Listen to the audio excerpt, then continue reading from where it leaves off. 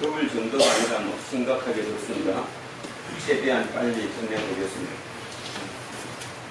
자, 오늘은 겉에서 속으로라는 제목으로 하나님의 말씀의 은혜를 나누고자 합니다.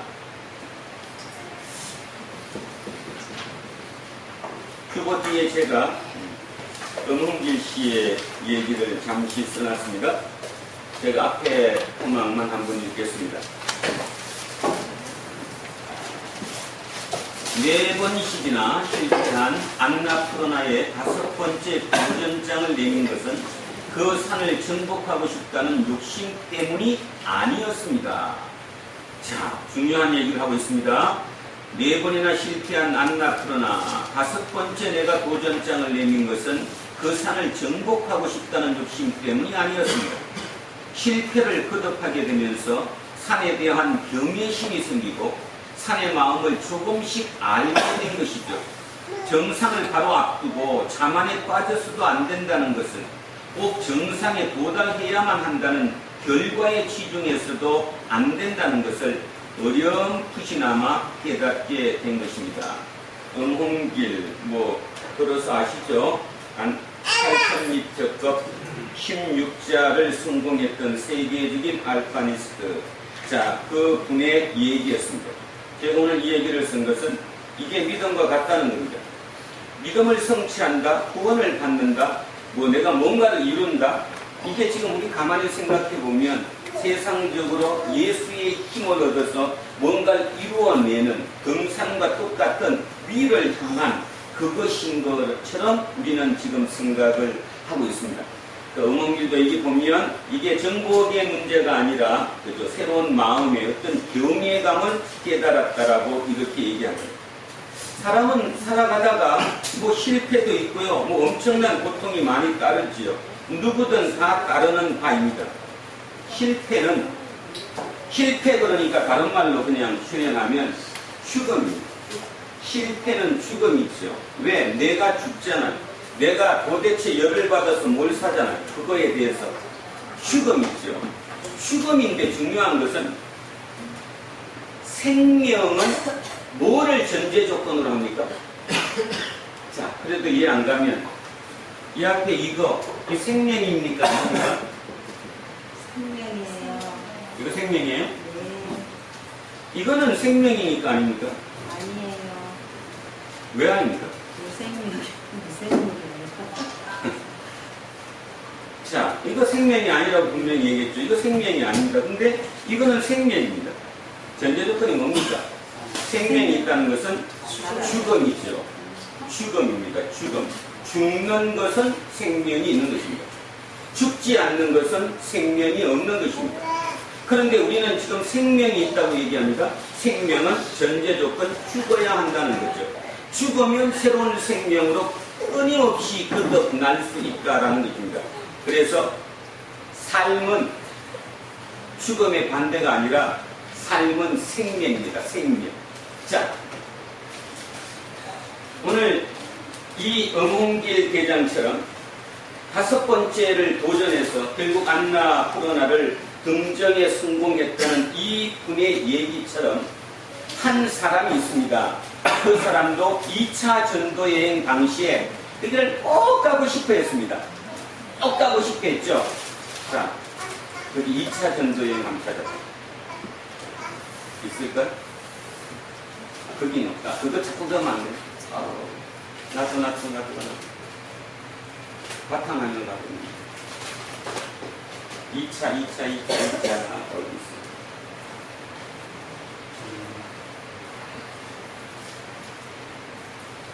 자, 여기. 자, 여기 다시 한번 확인해 보시면 2차 전도여행이 여기서 출발해가지고 이렇게 올라갔죠? 자, 여기입니다. 여기서부터 비시디아 안쪽 여기부터 여기가 아시아입니다. 위치 한번 보세요. 자, 여기가 아시아. 여기를 사도 바울이 꼭 가고 싶어 했어요. 근데 결국 하나님이 막았다라고 얘기했습니다. 우리는 성경에. 그래서 결국은 위로 올라가가지고 어쩔 수 없이 드로아에 가서 병들어 누웠어요. 그죠? 병이 들었어요. 얼마나 속이 뒤집어졌겠어. 자기 원대로 여기를 가기로 했는데 못 갔으니까. 그래서 여기서 의사가 왔었고 그 의사가 누구였다고 그랬죠? 빌립보에서 넘어온 누가였고요. 그 누가를 통해서 이쪽을 알게 돼서 이제 이런 역사가 이루어졌는데, 문제는 여기 이제 마지막 가는데 지난번에 여기서 여기 고린도에서 일로 수리아로 이렇게 바로 와야 되는데, 문제는 배편이 없어가지고 배가 여기를 거쳐서 이렇게 가는 배를 탔다는 거죠. 그래서 어쩔 수 없이 에베소를 잠깐 들려뜨렸습니다. 그래서 에베소를 들려갖고 에베소 회당에 들어가서 사람들과 잠시 토론하고, 여기에 두 사람을 남겨놓고 떠났죠. 누구셨죠? 아굴라와 브리스길라. 브리스길라와 아굴라를 여기 남겨놓고, 바로 이곳이 어디라고? 이게 아시아야. 아시아. 자, 그런데 그렇게 자기가 원해서 가고자 했던 이 아시아를 드디어 왔어요, 안 왔어요? 왔어요. 한번 보십시다.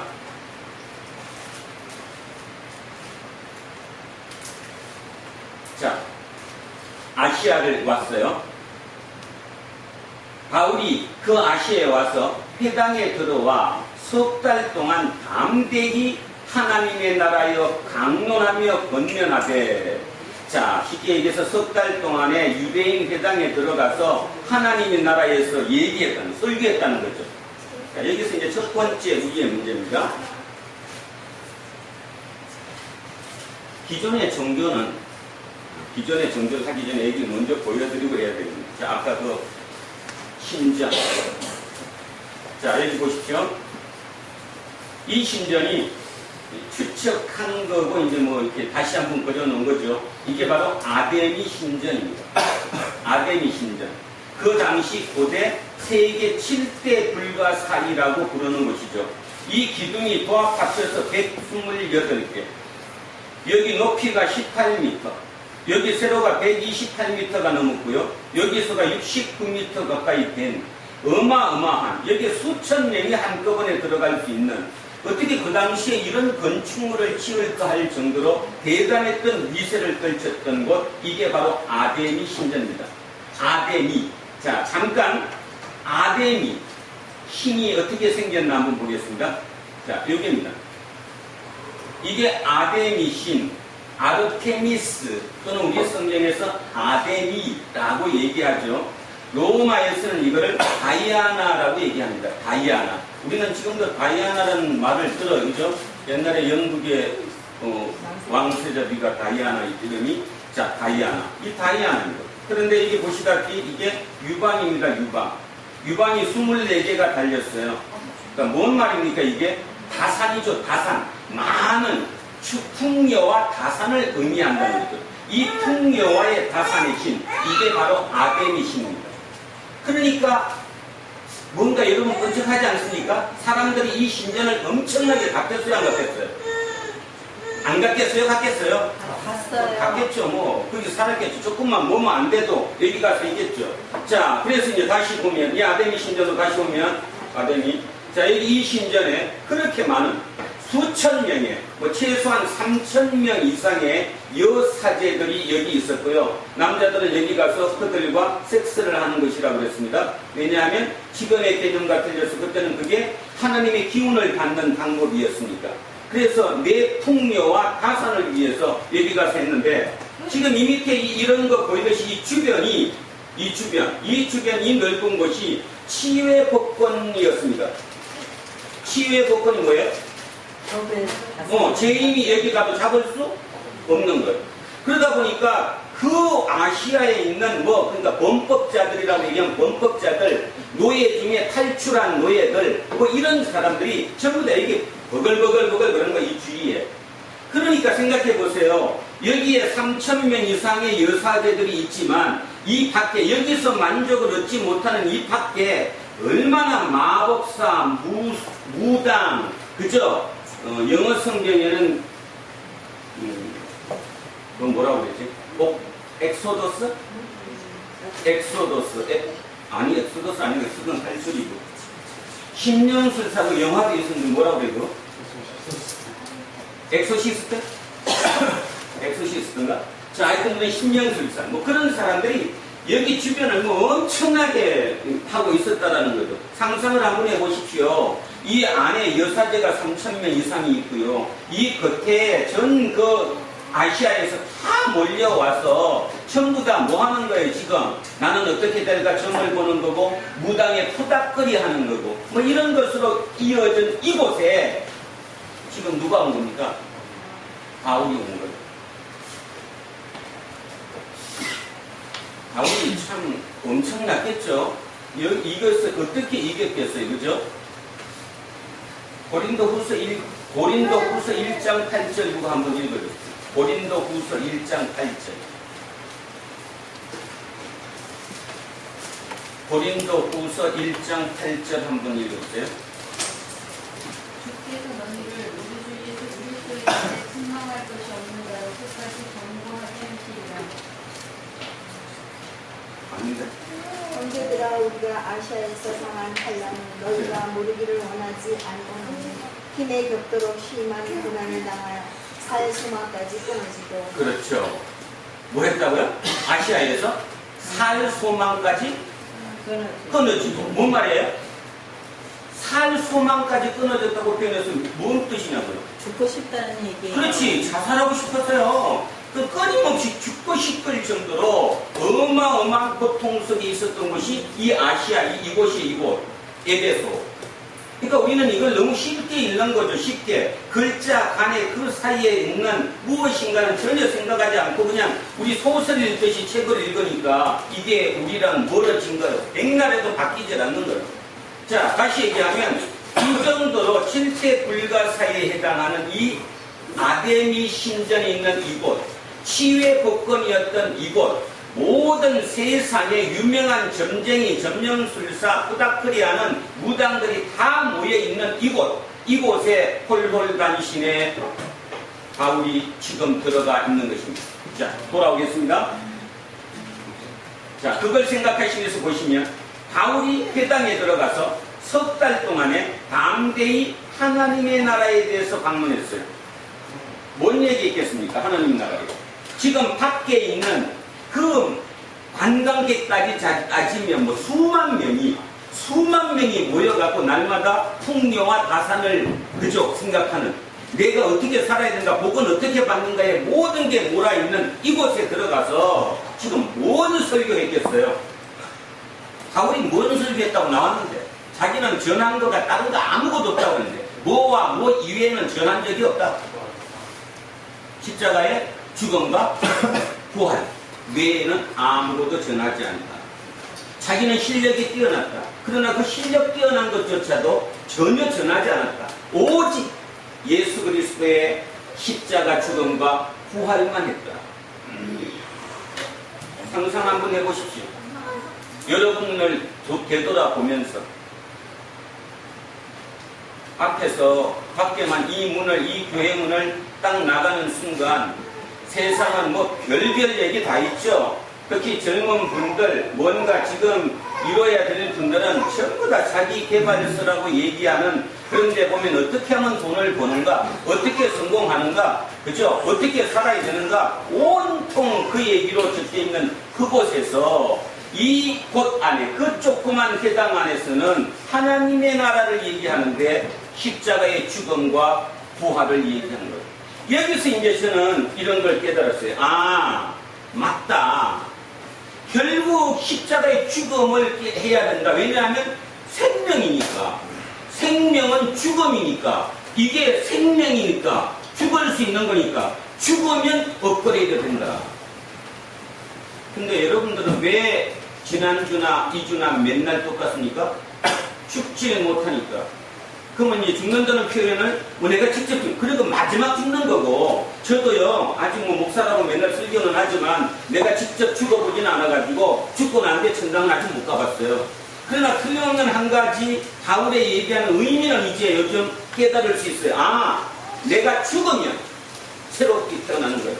다시 얘기하면 그 새로운 나는 어제의 나와는 틀린 거예요. 뭔가 조금 더 유해졌고요. 좀 더 뭔가 부드러워졌고요. 뭔가 포용이 더 많이 된 성숙된 나로 되는 거죠. 근데 제가 아까 엄홍길 씨 얘기 밑에다가 썼다시피 사람들이 그 실패는 곧 죽음인데, 엄홍길 씨는 안나푸르나를 4번이나 실패했다. 4번이나 죽었어요. 죽을 때마다 그는 진짜 죽어서 아 좌절했습니까? 아니면 그래도 끝까지 해볼 거야. 새로운 희망을 얻었으니까. 희망을 얻은 뭔가를 이뤄내고자고 생각한 거잖아요. 그러면 결론적으로 오늘의 설교 제목이 겉에서 뭐예요? 겉에서 속으로. 우리는 끊임없이 어디를 보는데? 겉의 모양을 갖고 다니는데 하나님은 지금 여기서 뭐라고 얘기하는 거예요? 바울은 속을 얘기하는 거죠. 네 속에 들은 네 속에 들은 게 뭐면 성령이면 너는 새로운 생명으로 살아나는 거고 너 속에 든 게 그치 아무리 멋있어도 악령이면 너는 지금 죽었다 안 죽었다? 죽었다라는 거. 하나님입니다. 깊이 한번 생각해 보시기 바랍니다. 거기서 그 상태에서 이걸 얘기했으니까 당연히 말도 안 되겠죠. 그래서 밑에 이렇게 나옵니다. 어떤 사람들은 마음이 굳어. 뭐가 굳었어요? 마음이 굳었다는 게 뭐예요? 열등감이 많아. 순정하지 않고 들어가지 않는 거죠. 이 얘기가 들리지 않는 거죠. 바울의 얘기가 들리겠습니까? 그 밖에만 나오면 5m만 지나가도 모든 게 그렇게 돌아가는 그 세상 구조에서 그 얘기가 들리겠냐고요. 안 들리죠. 그래서 마음이 굳어서 순종하지 않고 무리 앞에서 이 도를 비방하거늘 바울이 그들을 떠나 제자들을 따로 세우고 두란노 서원에서 날마다 방문하니라. 자, 이 두란노 서원, 이 두란노 티라누스인데 이 티라누스는 아마 철학자라고 봅니다. 보통 이제 에베소에 있는 철학자. 그때 당시 철학자들은 뭐를 해야 돼요? 강연을 해야 돼요? 안 해야 돼요? 강연을 하는 그곳을 스콜레라고 얘기하는데 이게 우리는 지금 소원이라고 번역됐는데 이 스콜레는 강연장입니다. 그 스콜레, 철학자들이 강연하는 강연장, 스콜레에서 어원이 나온 게 스쿨, 학교죠. 학교가 여기서 어원을 해서 나왔다는 거죠. 자, 그래서 두란노 소원에서 날마다 방문합니다. 외경과 역사서를 보면 이 그냥 이렇게 간단히 된 게 아니라 이 지역이 굉장히 더운 지역이라네요. 저는 안 가봐서 모르겠는데 이 에베소 이 지역이 굉장히 더운 지역. 지금 우리 뭐 엄청나게 덥잖아요. 더운 지역이라서 우리 시간으로 오전 11시부터 오후 4시까지는 잠자는 시간이래요. 장로님 잘 아시죠? 그죠? 자는 시간. 낮잠 자는 시간. 그러니까 오전 11시 낮잠 자는 시간 4시까지 5시간 동안은 이 두란노 수원, 이 두란노 스콜레가 비어 있는 거죠.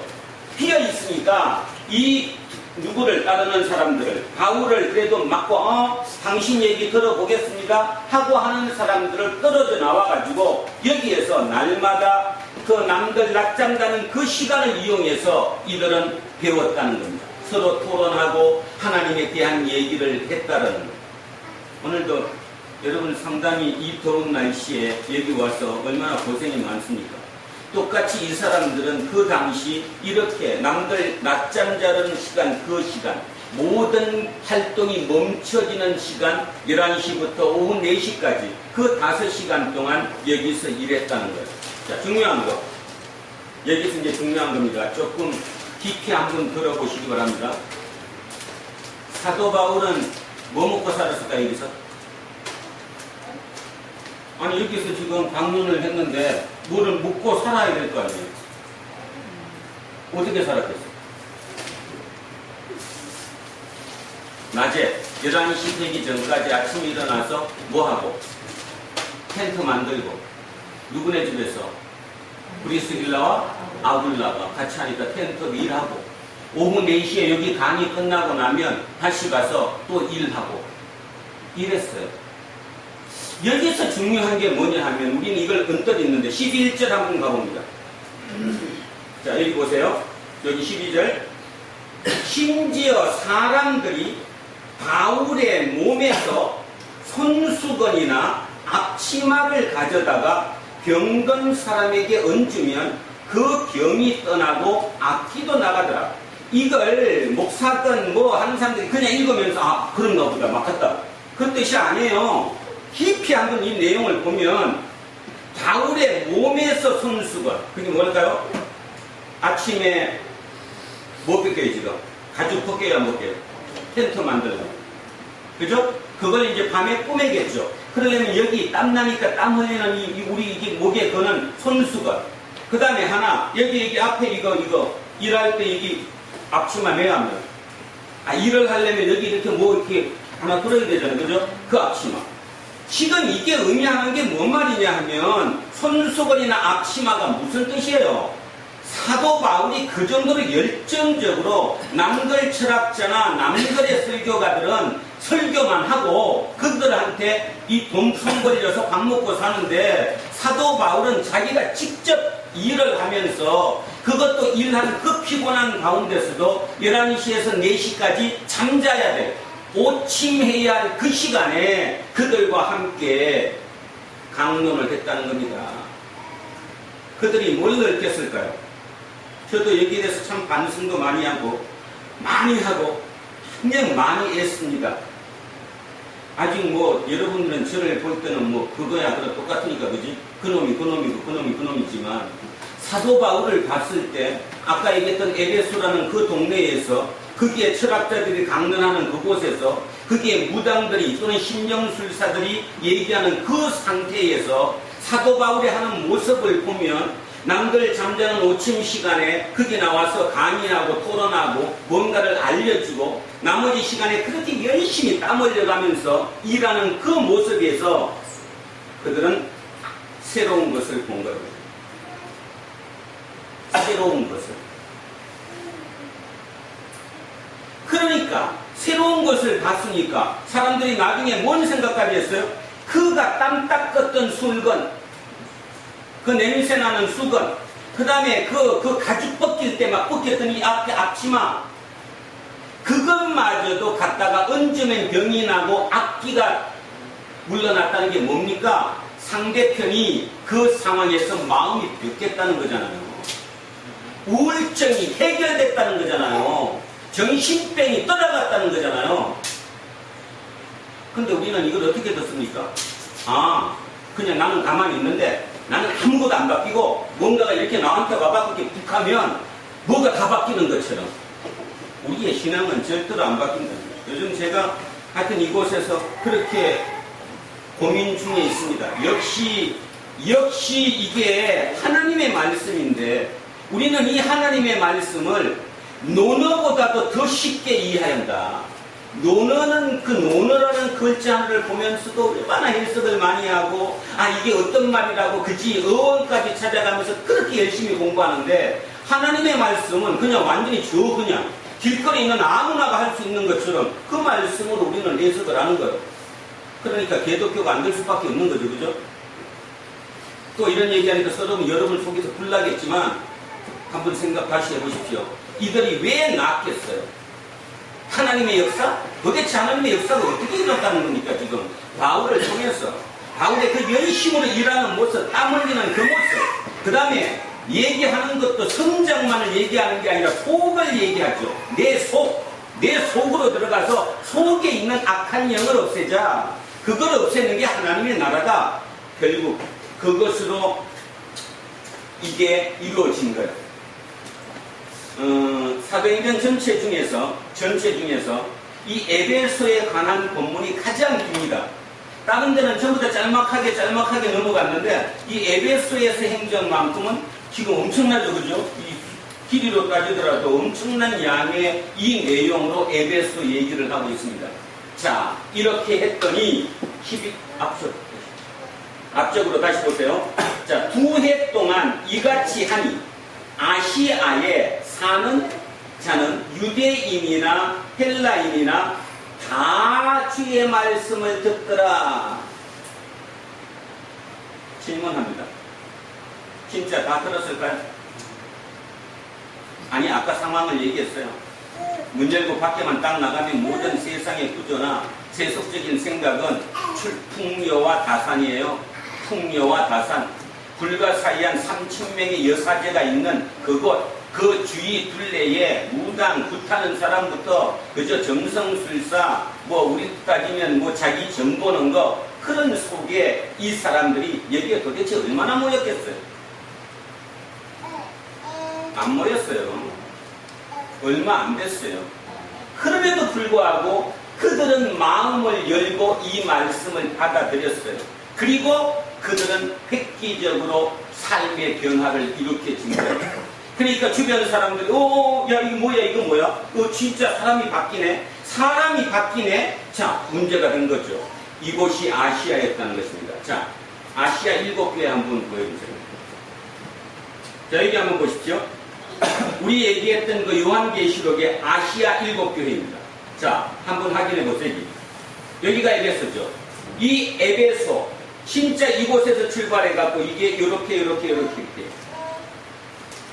언제 됐을까요? 추측하건대 바로 사도 바울의 2년 동안의 에베소 강론을 통해서 이곳에 사는 사람들이 이곳에 뭐하러 왔다가 아데미 신전에 그지 힘받으러 왔다가 마음이 변한 그 소수의 몇 사람들이 이곳에서 두랑노 소원에서 사도 바울의 얘기를 들으면서 죽음과 부활에 대한 얘기를 듣고 마음이 변한 거죠. 이게 진짜일 수도 있겠다. 그래서 그들이 자기 고향으로 돌아가서 이곳이 이렇게 아시아 7교회가 생겼던 하나님의 기적이 일어났던 중요한 사실은 오늘 읽었던 것처럼 자, 아까 다시 들어가면 자, 여기로 다시 가면 2해 동안 2년 동안 이렇게 했더니 아시아에 사는 자는 유대인이나 헬라인이나 다라고 얘기했어요. 다. 이게 진짜 다예요? 아니면 많다는 뜻이에요? 많다는 거예요. 그러면 실제로 사도 바울이 할 당시에 이렇게 많았을까요? 아니면 뒤에 많았을까요? 뒤에. 이 글은, 이 사도행전은 누가가 사도 바울을 졸졸졸 따라다니면서 일기식으로 쓴 기록이 아니에요. 아니라고요? 언제 써졌을까요? 학자마다 틀린데 제가 이제 최근에 글을 한번 보면 사도 바울이 62년 아니면 68년에 죽었다고 얘기합니다. 이 사도행전은 언제 써졌냐 하면 80년에서 심지어는 100년 이후에 썼다는 학자들도 있습니다. 그러니까 80년이라고 치더라도 쉽게 얘기하면 최소한 사도 바울이 죽고 난 뒤에 몇 년 지나서 20년이 지나서 쓴 기록이에요. 그러면 여러분 생각해 보십시오. 여러분이 부모의 기록을 하든가 아니면 여러분 주변에 유명한 사람의 기록을 20년 뒤에 다시 쓰면 결과를 이미 알고 쓰는 거예요? 모르고 쓰는 거예요? 알고 쓰는 거예요. 결론적으로 뭔 말입니까? 이렇게 지금 이렇게 2년 동안 했더니 이 사람들이 다 주의 말씀을 들었다는 것은 20년이 지난 다음에 이 지역에 교회도 생기고 하나님의 말씀이 커졌다. 이거죠. 그 당시에 그랬다는 얘기가 아니라는 거예요. 이걸 우리는 자꾸 착각을 하니까 왜 목사가 훈훈정은 다 나야 되는데 아무것도 안 났고 그래서 저는 아직도 이 말이에요. 오늘 이렇게 설교를 이 중에 앉아갖고 전부 다 에베소의 아데미 신전에 앉아 있어야 될 사람 태반이겠지만 그래도 아직도 희망을 거는 것은 이 중에 단 몇 명이라도 바뀌어서 실은 20년 뒤에 이 기록이 나올 수 있을 것이라고 믿기 때문입니다. 그게 인간입니다. 그런 희망이 없으면 아까 얘기했던 어몽길 그 8,000m 이상의 안나푸르나를 4번으로 실패했던 그곳을 왜 다시 오릅니까? 목숨을 걸고 왜 오르냐고. 안 오르지. 인간은 그거거든요. 인간의 삶이 그거라는 거예요. 그래서 다시 제발 한번 부탁드리는데 성경으로 다시 한번 돌아오십시오. 그냥 맨날 읽는다는 성경이 아니라 진짜 예수께서 저 의미가 무엇인지를 다시 얘기하면 결론은 이겁니다. 사도 바울이 그렇게 원했던 에베소 아시아, 그 아시아를 2차 전도의 여행자는 막아서 못 갔어요. 그러다가 우연한 기회에 대해서 3차가 됐고요. 이것도 다 하나님의 섭리인 것 같아요. 왜냐하면 2차 때 무방비로 거기 들어갔다면 사도 바울은 아마 힘들었을지도 모릅니다. 그런데 빌립보 고린도를 가다가 거기에서 아굴라와 브리스길라를 만나서 그 업을 다시 일을 할 수 있는 기회가 생겼기 때문에 어쩌면 3차가 하나님의 역사가 2년 이상, 정확하게는 2년 3개월 동안 이 한 곳에서 이런 일이 이루어질 수 있었을 것이다. 이렇게 보는 거죠. 자, 그래서 10절까지 했습니다. 자, 11절. 하나님이, 그러니까 이게 흥하게 되는 중에 바울의 손으로 놀라운 능력을 행하시니, 자, 여기에 주어가 바울, 하나님이 그냥 일시로 바울의 손으로 능력을 행하게 하셨다는 거죠. 그래서 바울의 몸에서 손수건, 앞치마, 온전히 병이 떠나고 악기도 나가더라. 저는 이거 확실하게 믿습니다. 악기가 떠났다는 말이 뭡니까? 마음이 변했어요, 안 변했어요? 마음이 변한 거죠. 속에 악한 거였는데 그 악한 게 다 변한 거죠. 그게 변한 것입니다. 죽지 못한 사람은 끝없이 있겠지만 이 악기가 떠난 것은 죽은 거죠. 내가 죽었기 때문에 악한 귀신이 떠난 거잖아요. 그래서 새롭게 날 수 있는 거잖아요.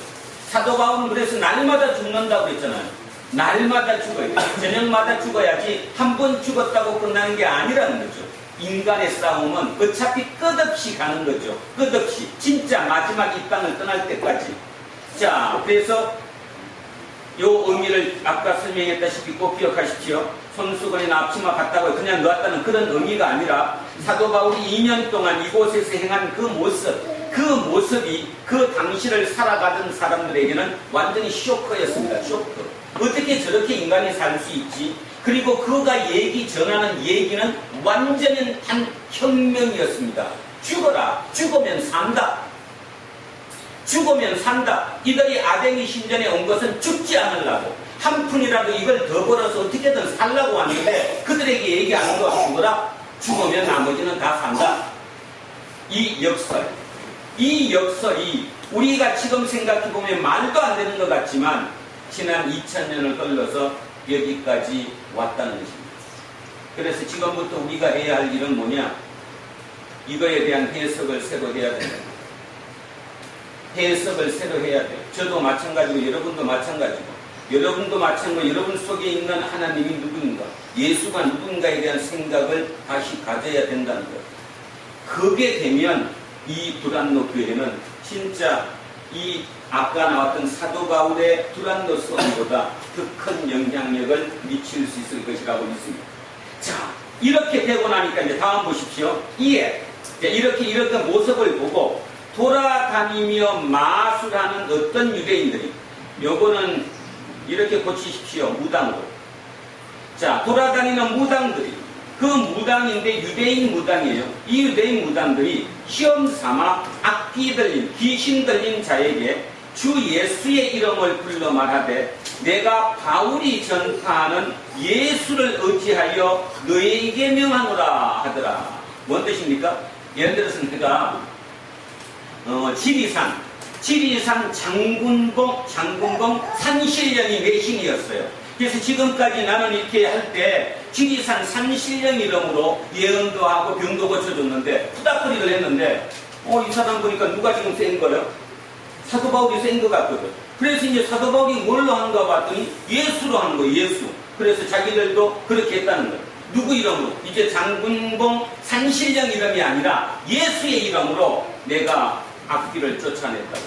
그랬더니 14절 유대의 한 제사장 스게와의 7 아들도 이 일을 행하더니, 여기 우리는 제사장이라고 나와 있는데요, 이게 영어 성경이나 원어 그대로 보면 이게 대제사장입니다. 대제사장 스게와. 근데 중요한 것은 이스라엘 역사서와 성경을 다 찾아봐도 대제사장 이름에 스게와라는 이름은 있어요, 없어요? 없어요. 그러면 감 잡히십니까? 여기가 위치가 어디예요, 지금? 에베소예요. 에베소에 지금 아데미 신전이에요. 그러면 뭐라고 그러는 거예요? 유대의 신, 야훼 신을 모시는 내가 대제사장이었던 거예요. 누구가? 우리 아버지가. 그래서 그 7 아들이 아버지를 제사장이라고 속이면서 이름 팔고 이제 먹고 사는 거예요. 지금 여기에서 아까 봤던 그 신전 옆에서. 그랬더니 이 7명은 특히 무슨 인입니까? 유대인이니까 금방 바울이 얘기했던 얘기를 좀 쉽게 알아들었을 거 아니에요. 그래서 그들이 얘기하는 거예요. 악귀가 대답하여, 그러니까 악귀한테 물러가라고 그랬더니 악귀가, 귀신이 대답하여 이르되 내가 예수도 알고 바울도 알거니와 너는 누구냐? 그랬더니 악기 들린 사람이 그들에게 뛰어올라 눌러 이기니 그들이 상하여 벗은 몸으로 도망갔다. 몇 명을? 이거 머릿속으로 그림 그려지죠? 무당들 그 칼 이렇게 작두 칼에도 올라가도 괜찮잖아. 그러니까 순간적으로 어떤 그 영에 취하면 엄청난 힘이 있잖아. 그러니까 그 힘으로 달게 들어가고 7명을 다 그냥 부셨다는 거죠. 그죠? 그래서 7명이 다 도망갔대. 자, 17절. 이 일을 보고 에베소에 사는 유대인과 헬라인들이 다 이 일을 알고 두려워하며 주 예수의 이름을 높이고. 그럼 어떻게 돼요, 이제? 지금 이게, 다시 한번 얘기합니다. 지금 이게 우리는 그냥 글로 쭉 읽지만 이게 순서별로 쭉 일어난 거예요? 아니면 2년 3개월 동안 일어난 거예요? 2년 3개월 동안 일어난 거를 20년 뒤에 글로 쓴 거예요. 그러니까 연결된 문제가 아니에요. 그러니까 그 2년 3개월 동안 이 안에서 그런 일이 있었다는 거예요. 근데 아까 고린도 후서 1장 8절 봤듯이 바울 본인 입장은 어땠어요? 죽고 싶었대요. 그럼요. 그 하루하루가 그냥 된 게 아니라는 거예요. 그러니까 우리는 자꾸 착각하는 거예요. 하나님이 꼭 진짜 무당처럼 뭔가 하나 딱 집어넣으면 다 해결되는 것처럼. 그 하나님을 믿기 때문에 그것이 기독교가 된 거라는 거예요. 자, 다시 얘기해서 이제 이렇게 해서 에베소에 유대인과 이들고 예수 이름을 높이고, 이 말은 야 뭐 있나 보다 이렇게 한 거예요. 그러니까 믿는 사람들이 많아졌어요. 어디에 들어온 사람이 많아졌을까요? 스콜레, 티라노스 스콜레, 두란노스 원에 그 11시에서 4시까지 한다는 소문이 있으니까 거기로 자꾸 사람들이 몇 사람 들어왔겠죠. 그래서 그들이 거기서 배우면서 이제 뭐 한 거예요? 자복했어요. 자복이 뭡니까? 아, 내가 그렇게 살았다. 지금까지 내가 무당이 예언해주는 대로 살았다. 정보고 언제 된다더라 그거 믿고 살았다. 내 삶이 그랬다. 자, 그래서 자복한 일이 일어났다는 거예요. 또 마술을 행하던 많은 사람이, 여기서 마술은 아까 마술하고 틀립니다. 여기에서 마술은 주술, 점성술. 그러면 주술이라는 게 뭐예요? 말로 막 뭐라고 외우면 뭔가 이루어진다는 이 주술, 마술. 우리로 따지면 뭐라고 그래야 되냐? 이거는 하면 좀 문제가 있는데 주역이라고 그러지만 전보잖아요. 여기도 각기 할아버지들 앉아갖고 책 펴놓고 뭐 알려주잖아. 그죠? 명명. 이런 것처럼. 그런 거, 그 책들이 그 주위에 엄청나다는 거. 근데 저는 이거 가만히 생각해보면 충분히 이해가요. 3,000명 있는 여사제가 있는 그 사원 주변에 치외 복권 지역에 아무도 건드리지 않는 그곳에 얼마나 먹고 살기 좋았겠어요. 사기쳐서. 그 사기가 마술이지 뭐요. 그러면서 저는 어제 그 생각을 했습니다. 지금 과연 우리는 안 그런가? 나는 안 그런가? 아니요. 어쩌면 이때보다 우리는 더 심하다. 왜? 문 밖에 나가면 TV부터 시작해서 모든 것을, 그지? 책부터 모든 게 전부 다 어떻게 사는가, 어떻게 남의 뒤통수를 치면 어떻게 먹고 사는가에 대한 얘기를 밝혀주지, 진짜 인생이 뭔지, 생명이 뭔지, 생명에 대한 얘기는 하나도 안 한다는 거예요. 그 생명은 살아있는 것만 얘기한다고 그랬죠. 그러니 문제 아닙니까?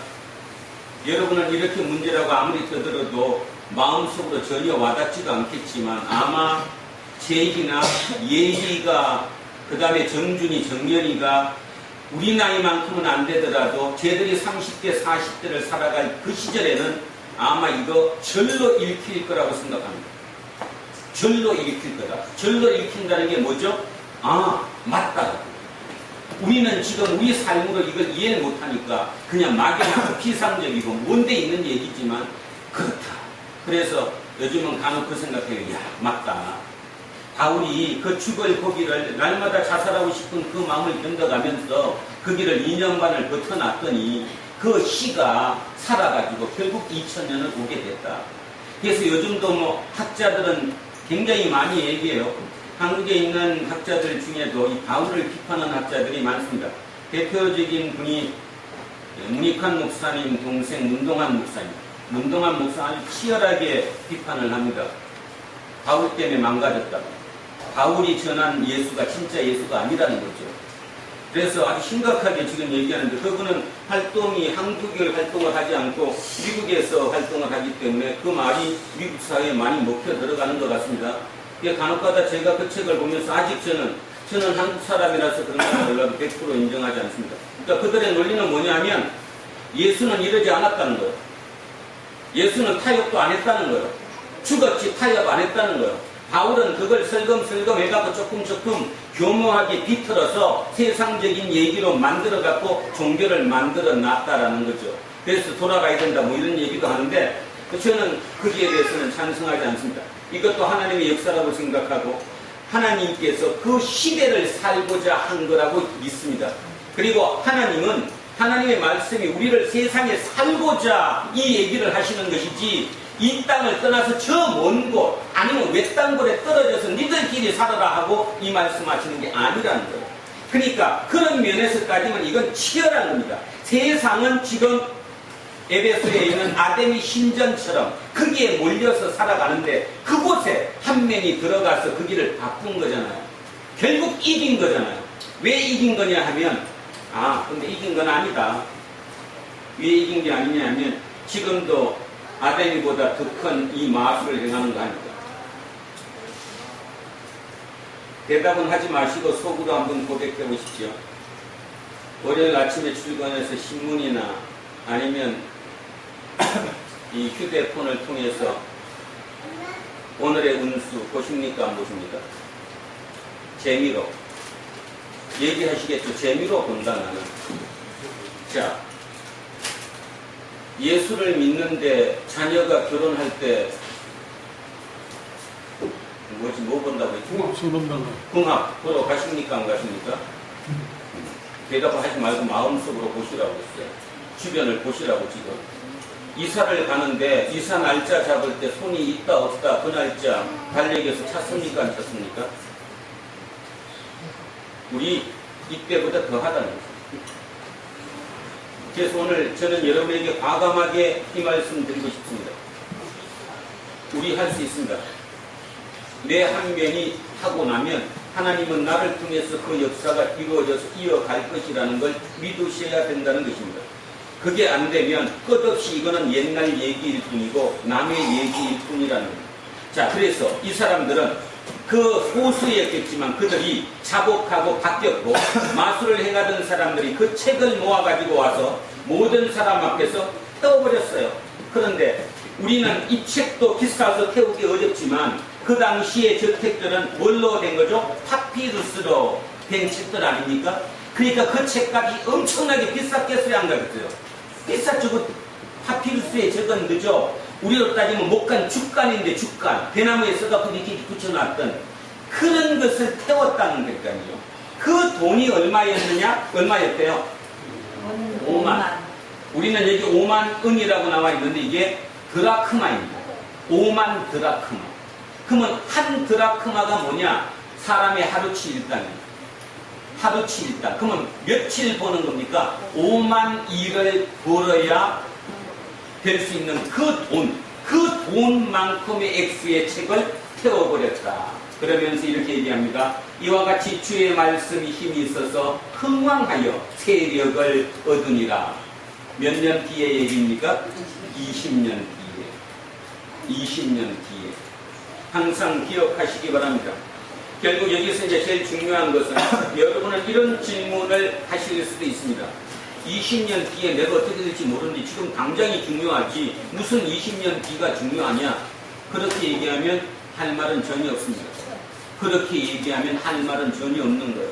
우리는 예수 그리스도가 십자가에 죽은 것을 나는 받아들인다는 말의 의미가 뭡니까? 내가 죽어야 할 것을 예수님이 대신 죽어준 거예요. 죽음의 선취입니다. 그러니까 우리는 이미 죽고 사는 거라는 거죠. 이미 죽어놓고 사는 거예요. 살라고 죽는 것이 아니라 이미 죽어놓고 사는 거예요. 하루를. 그러니 그 죽어놓고 사는 그 삶이 얼마나 멋진 삶이겠습니까? 그래서 그걸 예수는 뭐라고 부르느냐 하면 그냥 생명이라고 부르지 않고 Eternal Life. 뭐예요? 영생이라고 부르는 거죠. 영원한 생명, 영생이라고. 우리의 생명, 남들 얘기하는 그런 생명 아니라는 거. 우리는 영생이라는 거. 나는 어저께 이미 죽었다는 겁니다. 죽어서 새로 태어나.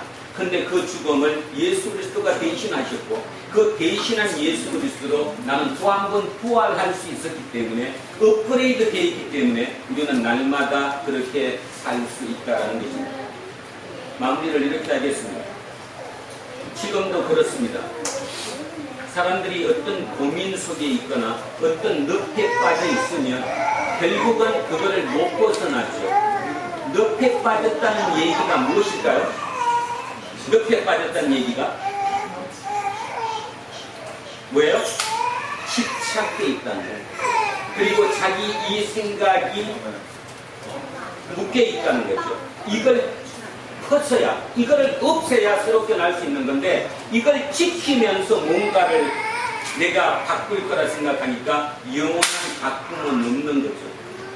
여러분 오늘도 죽으시고 내일도 잘 죽으시고 그래서 죽은 삶으로 날마다 주어지는 이 하루의 삶이 진짜 하나님의 선물임을 기억하며 살아가는 우리 두란노 공동체 모든 식구들이 되시기를 주의 이름으로 축원합니다.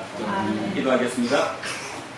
하나님, 오늘은 2000년 전에 사도 바울이 에베소 교회를 이루어갔던 그 과정에 대해서 들어보았습니다. 지금도 그 2000년 전이나 매 한 가지의 방법입니다.